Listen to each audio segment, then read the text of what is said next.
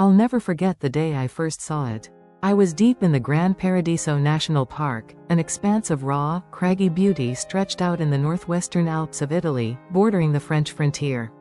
It was the autumn of 2020.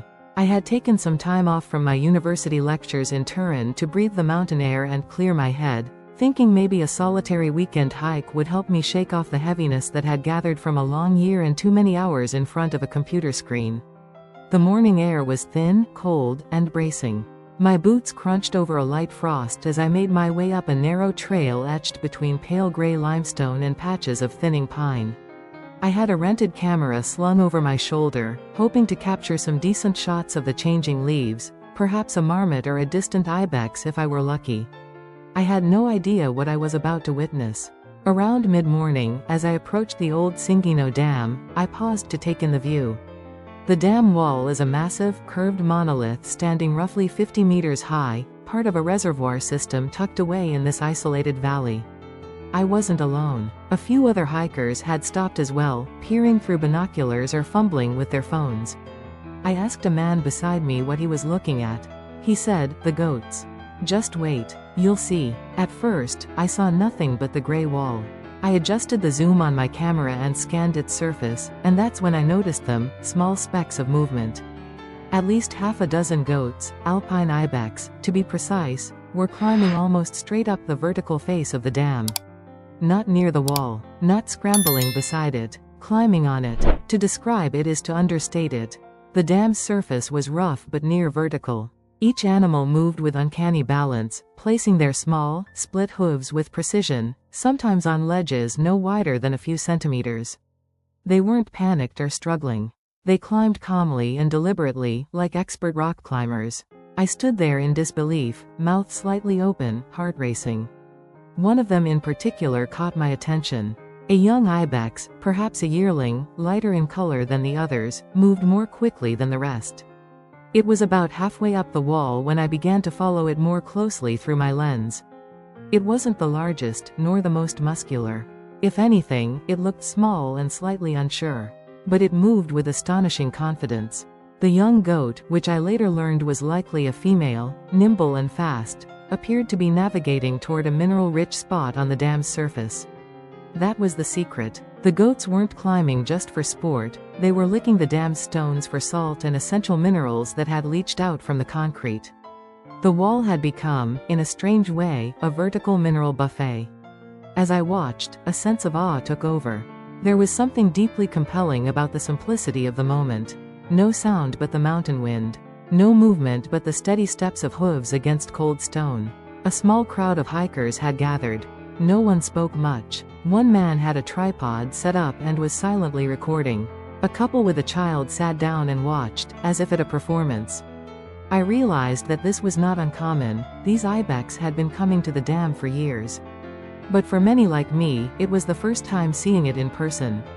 I remember noticing the way the light caught the young goat's fur, a mix of tan and gray, as she inched up another few meters, her body perfectly angled for balance.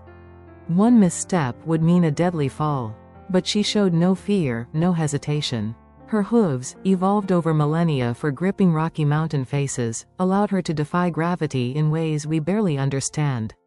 It made me think of how little we often appreciate the real marvels of nature. There was no fiction in what I saw, no exaggeration, no embellishment. Just biology, determination, and instinct combining in one of the most breathtaking feats of agility I'd ever witnessed. Suddenly, the young goat paused. She looked down toward the others, 3 more goats still on the lower portion of the dam. Her head tilted slightly, as if gauging their positions. Then she turned back, licked a spot on the wall for a few moments, and started moving again. The muscles in her legs rippled under her coat as she scaled a narrow ledge toward a crag higher up the structure. Someone beside me whispered, "She's going for the highest point." I didn't say anything, I just kept filming. The climb was slow but smooth. There were moments where the young goat's hind legs would hang in space, her entire body held aloft by only her front hooves gripping some imperceptible edge. It didn't seem possible. And then, she stopped, just meters from the top of the dam. She angled her head down, looked again at the valley below, and licked the wall a final time. My camera was still rolling, and I had the zoom set in tight. I could see the texture of her fur, the line of her spine, the way her ears flicked in the wind. Her eyes, deep and dark, seemed focused but calm. Then she turned, as if considering the best way to descend. She turned. That young ibex, having climbed almost the full height of the Singino Dam, her hooves resting on barely visible ledges, slowly shifted her body and began the descent. I want to emphasize what that moment felt like. Until then, everything had been upward motion, steady, smooth, gravity-defying, but somehow logical. But turning around to go down? That's when the situation became surreal. Climbing up is one thing. Going back down that wall with no ropes, no harnesses, no margin for error? It felt impossible. Every person watching, myself included, stopped breathing for a few seconds. The dam is curved outward at its top, with a slope so sharp it nearly becomes an overhang. The goats can't simply turn around and walk down headfirst. That's not how they move on vertical terrain. They must back down, lowering their rear hooves to find the next foothold, step by step, with their eyes fixed not on what's behind them but on some instinctive mental map of where each tiny ledge lies. And this young one, she began to do just that. Her hind leg reached backward into space, paused, adjusted slightly, and then gently set down onto a ledge that looked no wider than a cell phone. Her other leg followed, just as slowly. She moved down with a kind of mechanical grace, like a living machine tuned for mountain climbing. Her entire weight was balanced on two hooves at any given moment, often diagonal pairs, while the others searched for purchase. What makes this so astounding is the physics behind it. The split hooves of the Alpine ibex can splay wide, increasing surface area and grip. The soft, rubbery inner pads of their hooves act almost like suction cups against the rock, while the outer rims are hard and sharp, able to catch on the tiniest bumps or edges. They've evolved for this. But watching it in person, no matter how much I read later to understand it, still looked like watching an animal walk on glass. Behind her, the rest of the group had begun their own descent. I noticed that the older goats, larger, heavier, were slower, more cautious. A few had stopped mid-wall, resting or licking at mineral deposits. One even perched motionless on a ledge that looked like it couldn't hold a bird. But it held. I stayed locked on the young goat. Something about her movements was different. She descended more quickly, as if confident, but she also hesitated now and then, not from fear, but from calculation. I zoomed in as far as my camera allowed, trying to track every subtle shift in muscle and angle. Halfway down, the situation changed. A sudden gust of wind blew up the valley, sharp and cold. The kind of wind that doesn't just sting the skin but cuts through your clothes. It must have come around the curve of the reservoir, funneled by the geography. I braced my own footing, and instinctively looked up to see how the goats would react. Most of them hunkered lower, pressing their bodies to the wall. But the young one, mid-step, wobbled. One of her hind legs slipped slightly, just a centimeter, but enough that her torso twisted to one side. A gasp went through the crowd behind me. She didn't fall. Instead, she froze, perfectly still, her breathing visible now, puffing out in short bursts from flared nostrils. That pause, maybe 5-10 seconds, felt like a lifetime. She stayed in place, her body flush with the stone, then began to readjust. Her back leg lifted again, carefully planted itself further in. The wind died. She started moving once more. I kept filming, heart hammering. At that moment, I realized this wasn't just an impressive stunt. It was survival. Each step was the difference between life and death, between becoming a viral video of grace or a tragic fall. As she reached the lower third of the dam, the incline became more manageable. The wall there isn't truly flat, it has a slight slope, though still impossibly steep to the human eye. That's where the goats begin to fan out again, testing for salt patches, moving more freely. The young ibex made it there without another slip. She stepped down onto a ledge shared by another female, slightly older, who turned her head and briefly nuzzled her. A gesture, it seemed, of acknowledgement. Recognition, maybe. Or relief. At this point, most of the goats were nearing the bottom, or already off the wall, grazing in the rocky path that leads back into the valley. The show, if you want to call it that, was winding down. And here's where the story takes a strange turn, because that's when the murmurs around me began. Someone in the group, a man in his late 30s, said he recognized the young ibex. "She's the one from the video," he told his friend. "What video?" I asked, stepping closer. He explained that 2 years earlier, a now famous clip had gone viral of a group of ibexes climbing the Cingino Dam, focusing on a particularly small, fast-moving one. It had been filmed by a wildlife camera mounted by researchers from the Gran Paradiso Park Service. The goat had been studied afterward, identified, tracked by researchers, and recognized by her slight limp and a unique notch in one ear. The man pointed through his binoculars. "That's her. See the left ear?" I looked. Zoomed in. There it was, a triangular notch, barely visible. If he was right, and later I found out he was, then I had just watched one of the most famous goats in Europe reenact her incredible climb. Not a once-in-a-lifetime act, but part of her routine.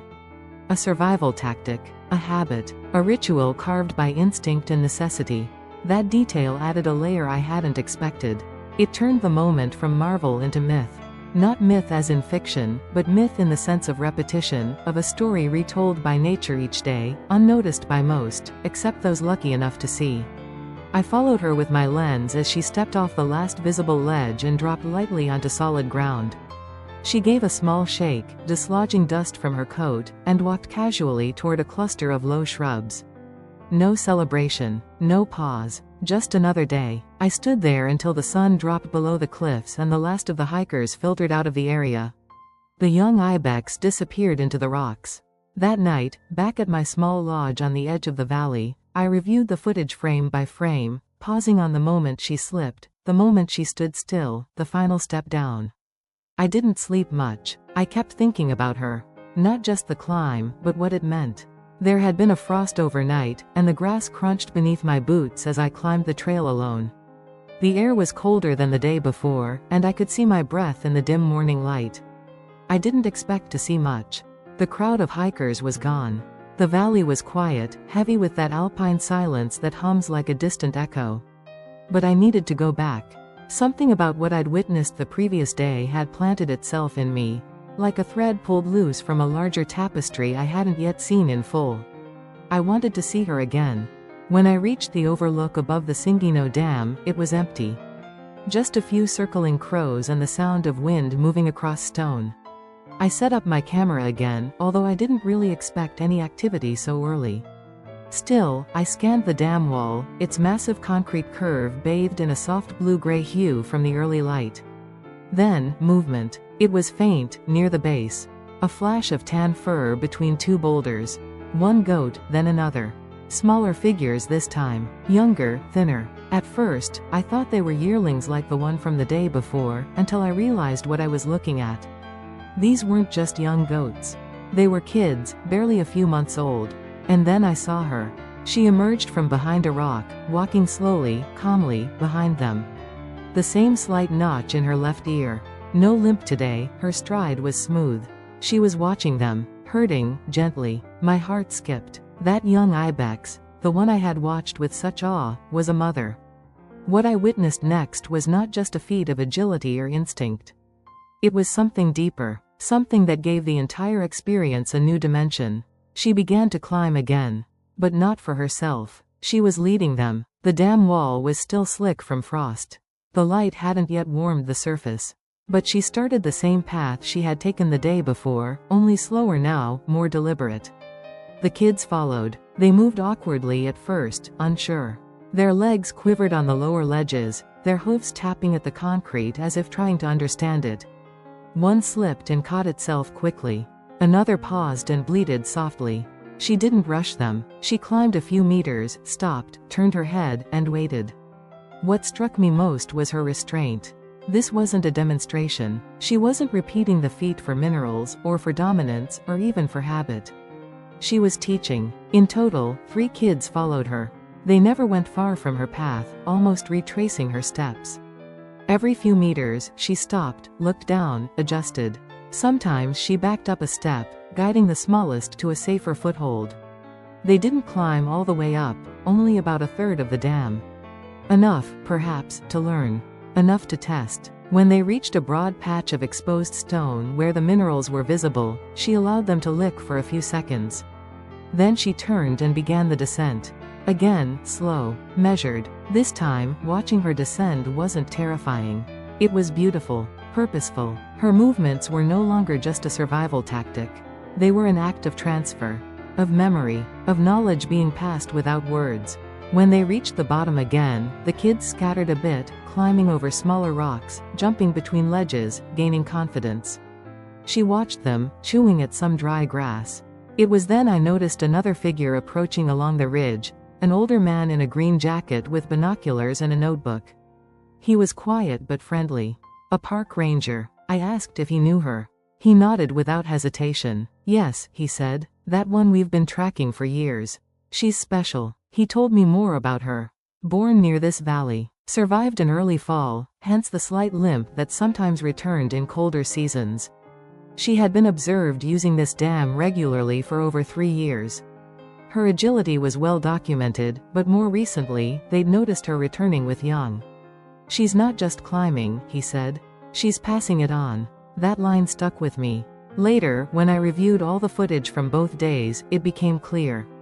The way she moved, the timing of her steps, even the pauses, none of it was random. It was structured, intentional. She wasn't just surviving, she was preparing the next generation to do the same. And this was the real story. Not just a goat climbing a wall, but a mother teaching her young to defy gravity, to seek what they need where others see only peril, and to trust in the strength of their own hooves. I left the dam that day with a deep sense of humility. The kind that doesn't fade. I haven't looked at mountains the same since. Later, the footage I recorded, especially of the second day, was shared with local researchers. They confirmed everything. She had been tracked by name in their logs, and her role in the herd had changed in the past year. She had become a leader, a matriarch in the making. That video never went viral. I didn't even try. But for me, it remains the most extraordinary footage I've ever taken. Not because of how high she climbed, but because of who was watching her from below. And because it was all real. No special effects, no narration, no fiction, just a goat, a wall, and the quiet legacy of survival unfolding, one perfect step at a time.